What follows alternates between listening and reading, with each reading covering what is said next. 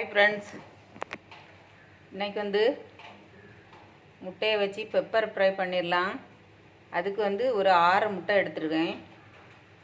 அப்புறம் அதுக்கு ஒரு தக்காளி, பெரிய தக்காளி ஒன்று, ஒரு பல்லாரி, 2 பச்சை மிளகு பொடிசாக நறுக்கி வச்சுருக்கேன்.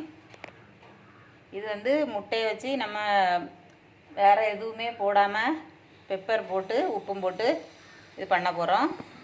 இப்போ இது எப்படி பண்ணுறதுன்னு பார்க்கலாம். பெப்பர் ஃப்ரை பண்ணுறதுக்கு சட்டி அடுப்பில் வச்சாச்சு.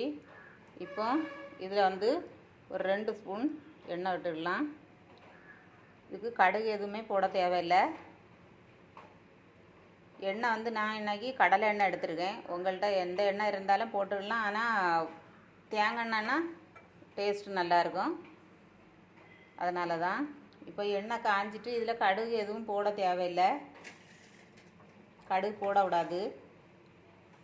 முட்டை வறுக்கிறதுக்கெல்லாம் கடுகு போட்டோம்னா அந்த டேஸ்ட்டு வேறு மாதிரி இருக்கும், அதனால தான்.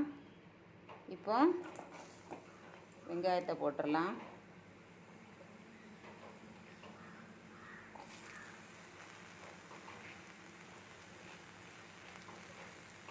வெங்காயம் கொஞ்சம் வதங்கினதுக்கப்புறம் நம்ம தக்காளி போடணும்.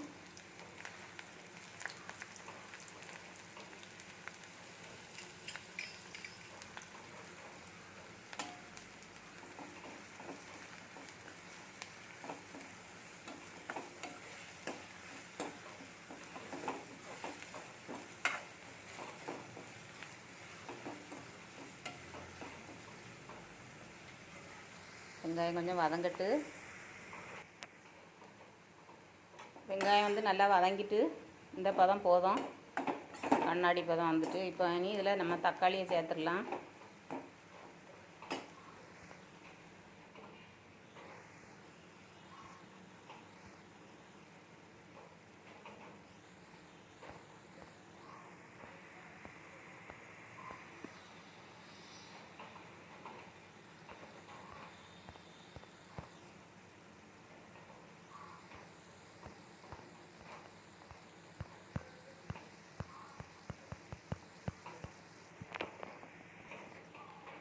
தக்காளியும் போட்டாச்சு. இது நல்லா வதங்கணும் தக்காளி.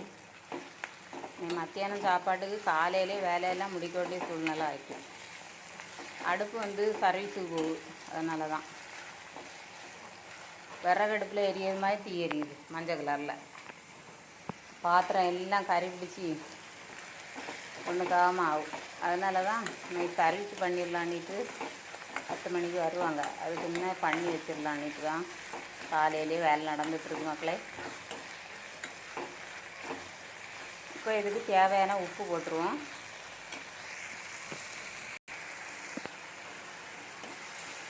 தக்காளி என்ன கொஞ்சம் வதங்க வேண்டியது இருக்குது. முட்டையை அடித்து ஊற்றிட்டேன் பாத்திரத்தில். நம்ம இதிலேயே அடித்து விடலாம். ஆனால் சில முட்டை ஐய முட்டையாக இருக்குமா, தனி பாத்திரத்தில் நம்ம அடித்து விட்டு அதுக்கப்புறம் நம்ம இதில் இந்த வெங்காயம் தக்காளியோட கலக்கணுன்னா நல்லாயிருக்கும். ஏதாவது ஒரு முட்டை ஐயமாக இருந்ததுன்னா நம்ம இங்கே அடித்து விட்டோம்னா எல்லாமே வேஸ்ட் ஆகிடும். அதனால தான் தனி பாத்திரத்தில் அடித்து விட்டுட்டு உள்ளியும் தக்காளியும் வதங்கினா தான் இதில் போட்டு மிக்ஸ் பண்ணி வேண்டியதுதான்.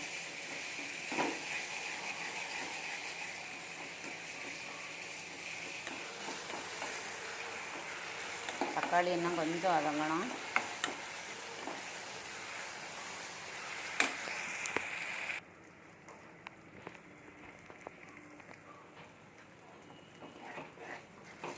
அடித்து வச்சுருந்த முட்டை எல்லாம் இதில் விட்டாச்சு. இப்போ நல்லா வறுக்கணும்.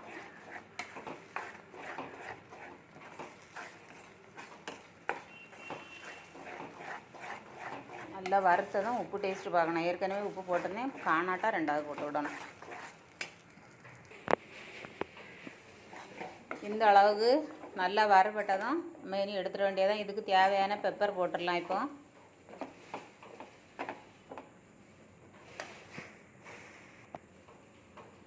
உப்பு டேஸ்ட்டு பார்த்தேன், உப்பு கரெக்டாக தான் இருந்து. இப்போ இதுக்கு இந்த ஸ்பூனுக்கு 1 ஸ்பூன் ஃபுல்லாக போட்டிருக்கேன். காணாது, இன்னும் கொஞ்சம் போடும்.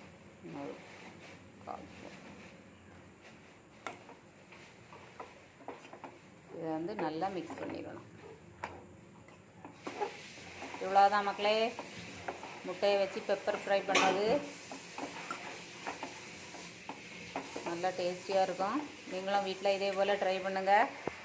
ட்ரை பண்ணிவிட்டு கமெண்டில் சொல்லுங்கள். இந்த நல்ல மிளகா வந்து எல்லா இடமும் படணும் முக்கியமாக.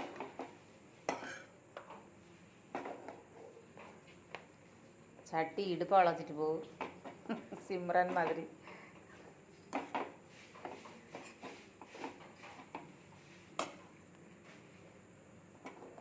அவ்வளோதான் மக்களே. வீடியோ பிடிச்சா லைக் பண்ணி ஷேர் பண்ணுங்கள். மறக்காமல் சப்ஸ்கிரைப் பண்ணுங்கள். தேங்க்யூ.